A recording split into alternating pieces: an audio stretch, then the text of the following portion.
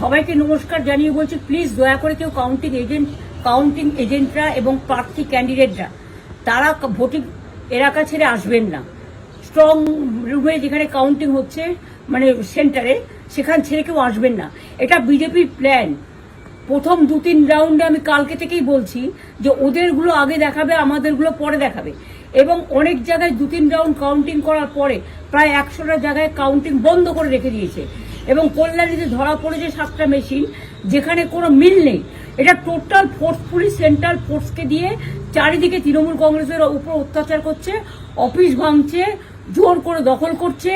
SIR নামে আপনারা দেখেছেন ভোট লুট করেছে যাতে যে সিটগুলো জিততে পারে। কিন্তু এখনো এমন 70টা সিট আছে, 100টা সিট আছে যেগুলো আমরা এগিয়ে আছি, সেগুলো বলছে না। টোটালটাই মিথ্যে নিউজ খাওয়াচ্ছে। আগে ডিআইসিও এই খবরগুলো দিত, কিন্তু তাকে কালকে চেঞ্জ করে দেওয়া হয়েছে।